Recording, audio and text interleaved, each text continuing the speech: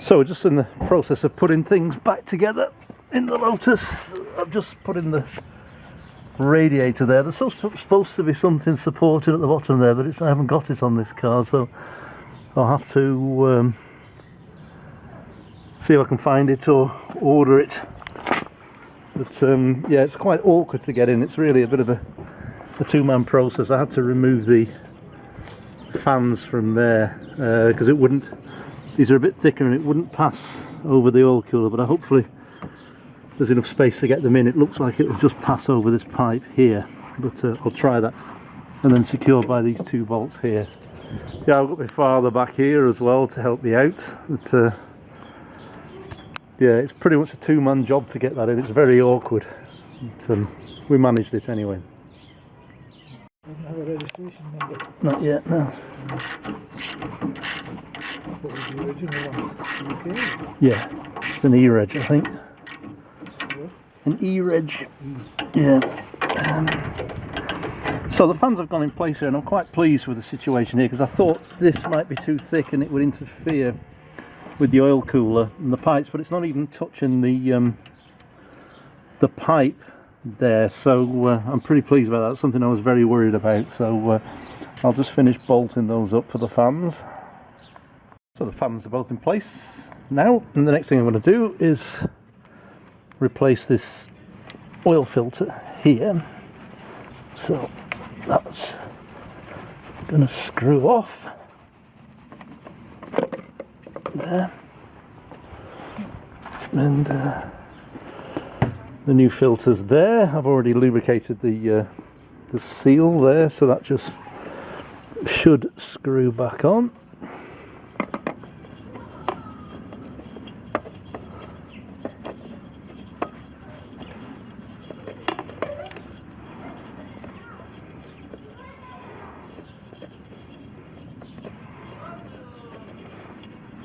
Yeah. So oil filter's in place and tightened up. So what I'll concentrate on now, I think, is on clean up these connectors a bit and put the starter motor connectors in place. So whilst my father's here to help me, I think we'll take advantage of that and put the bumper back on.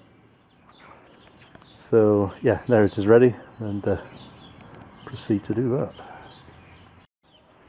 So the bumper's back in, starting to look a bit more like the car did originally. Just wondering, yeah, probably connect up the headlights, but we'll call it a day for today and head off in. As I say, that was a two-man job, so I'm pleased to have my father around to help sort that out. Otherwise I'd have to jack it up and also other kinds of awkward shit. But anyway, yeah, we'll continue it tomorrow. It's starting to get a bit late now.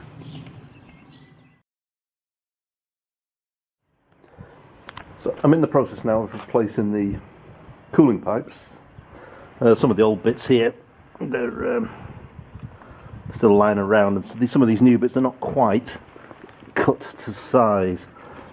So for example, this is obviously going to fit on there, and it's a bit too long, so I'm going to trim that off the end there and a little bit off the end here to try and make it fit. So I've just marked that where I need to cut on the end of there, and I'm going to cut the end off there. What is it, about ½ an inch, something like that. Yeah, to make it fit and correspond to that.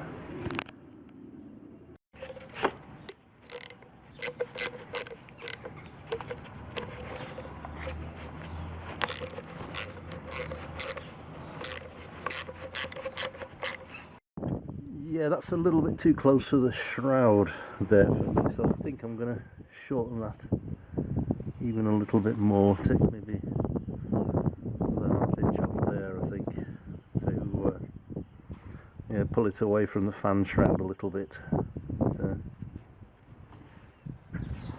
So I'm going to try and take out this long pipe here that starts down here, sort of roots down through there. I've already removed the what do you call it, the tight clip, whatever, yeah, and it runs down through here and onto there. So I'll unbolt that and loosen it up. Yeah, that was completely stuck on there. I had to literally cut it off. But it's off now anyway, and I can pull it through there. Oh, I don't want to damage the candle. Bit of a tight fit. Oh yeah. There you go. Right, it is off, and I'll cut the new one down to size.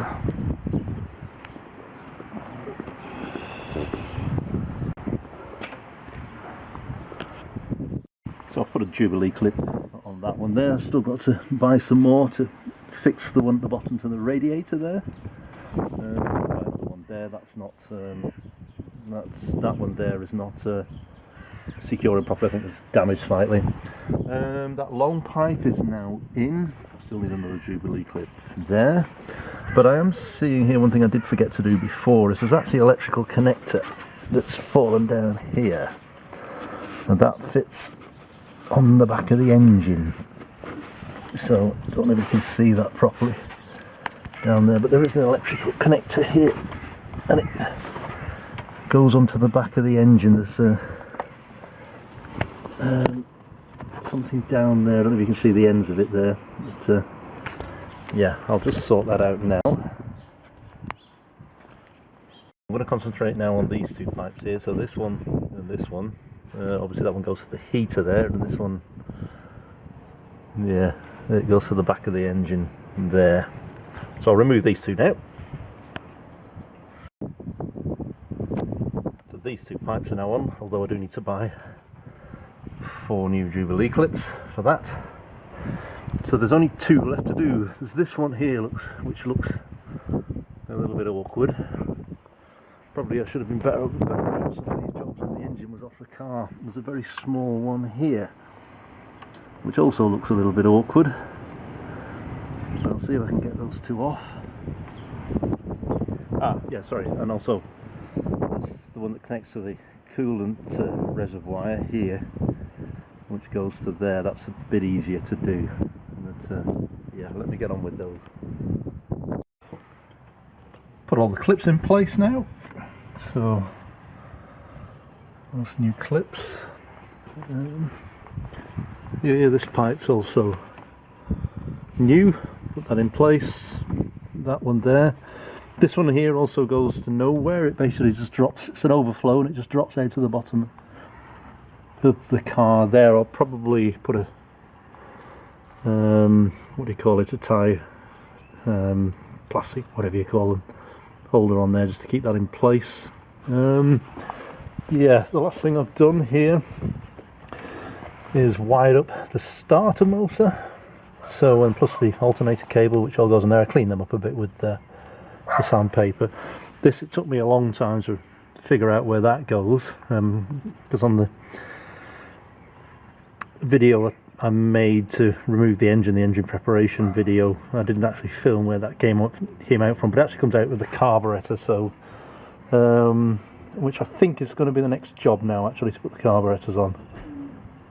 And yeah, then I guess we'll see if it'll turn over. Bolted the carburetors back on now. Put the fuel pipes on that go to the carburetors. Attached the choke cable and put the throttle cable, which fits on there. Now, so what I'll do, I think now, is fill the car with oil. Put a bit of tap water, I think I'll go with first, in the coolant system, and then try and turn it over. It won't start because there's no fuel going through these lines yet, because the fuel pump's not connected up at the back. But I'll give it a turn over, see if it'll turn over for a start. And yeah, and build a bit of fuel pressure before I actually try and start the car.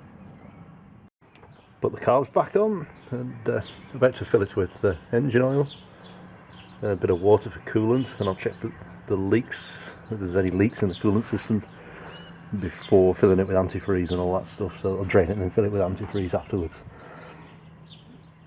Yeah, 2008 50 oil is extremely thick, and it seems to be taking an age for it to fill. As you can see, the top of the takes a while for that to go down. I don't know if this is normal for a Lotus car, but yeah, in the meantime I'm filling the water up as well.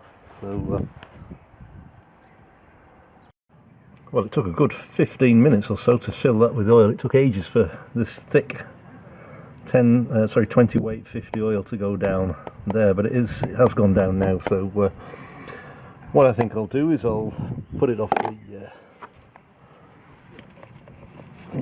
take it off the ramps and turn the engine over before trying to start it. It's been that long. The car's been sat up so long on the ramps that I've forgotten actually how low the thing is. But anyway, it's off the ramps now, so there's no fuel going to the carburetors at the moment. I know that because the fuel pump itself is not working. But what I'll do is I'll turn the engine over a couple of times, and just to build up some oil pressure before connecting the fuel pump and see if it'll actually fire up. So let's try and turn the engine over a couple of times.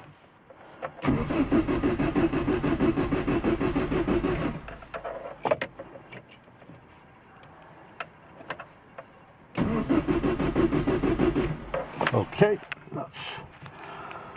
I'll go and reconnect the fuel pump and see if fuel's going through there now. Yeah, I don't know if it's possible to see anything there, but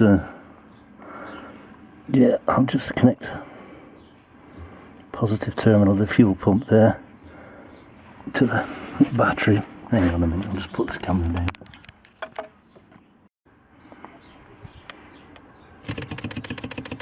There's a few clicks there, so I'll go and check if petrol's actually getting through. I can smell it, so that's a good start. Yeah, it's definitely getting through now. So I'll tighten these up a bit. There's a few air bubbles in there I can see, but I'll tighten those up a bit, increase the pressure.